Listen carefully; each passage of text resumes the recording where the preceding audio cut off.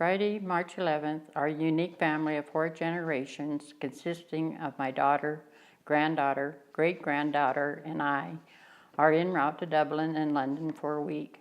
Was it a good idea? Yes and no. My daughter Kathy said, "I want you to go while you are agile." In other words, active/spry. The words are found throughout the story in some form. At the time, I was a young elder, a new term for 60 to 70 years old travelers. We arrived at Dublin Airport on Saturday afternoon. Chloe, sleeping at least part of the time in a travel bed at our feet for the 10-hour flight. Running across the airport, we carry the baby, her necessities, plus too many bags. The custom agent looks at us and says, "The buggy is not in the boot." We look at each other and at our feet. What does that have to do with boots? We figure it out, purchase a new buggy, i.e. stroller, and put it in the boot, that is the trunk of the car. The family rents a car, nearly wrecking it as I pull out of the parking lot. We are impressed with the architecture, colorful flowers, and the shades of green all the way to Castleknock, 15 minutes from the airport. We change drivers, and my granddaughter practices driving on the left side of the road and arrives safely at the hotel. Chanel and Chloe stay in our comfortable room, catching up on their rest, with 7 hours difference in time from our home. Kathy and I start walking to the bus that we can see about a block away. We put on speed and start running. Agile?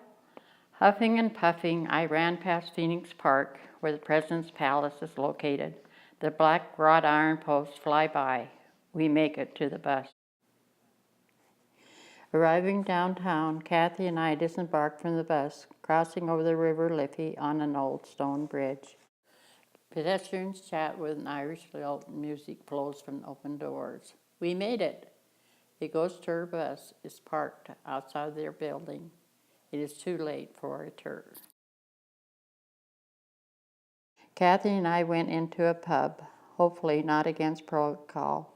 Seriously, in years gone by, women in rural areas were not allowed. It was picturesque as we stepped back in time, sipping Irish coffee with fluffy whipped cream. We watched the patrons, some dressed in rugged work clothes and boots. Lights flicker from the windows as we walk back to the hotel. It is raining Monday morning. Our group is dressed in jeans and warm clothes as we prepare to depart for London on a small commuter plane. We arrive at the airport and stand by the curb. Kathy calls, "Taxi!"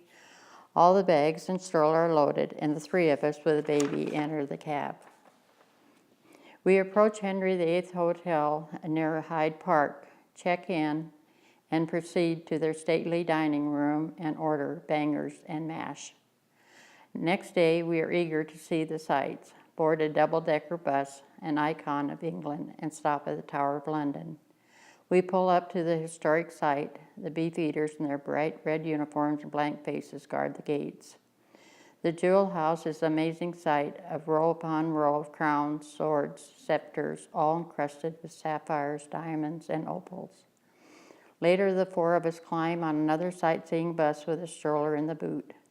First stop is Warwick Castle, where we race through everything, followed by Shakespeare's house.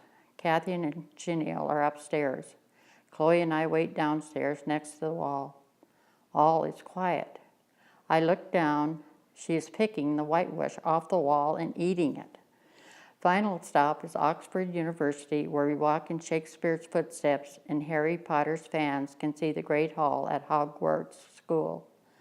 The driver opens the boot and the second buggy is smashed. We replace the blooming buggy again, which meant running across London to the store before it is closed. Kathy laughs. Chloe will have the only English buggy at home. Would I do it again? Yes, without hesitating, but time to see everything plus more. Would I take a year-old baby? I would give that some thought. Not because of the mishaps of the stroller/buggies, but because of the long flight. Key is flying through during the night. Chloe slept most of the way in a travel bed at our feet. On the return flight, we left in early morning, sitting behind the bulkhead.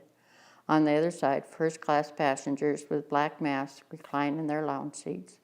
Picture this, 1 year old on her own biological clock, time to get up, and sleeping passengers.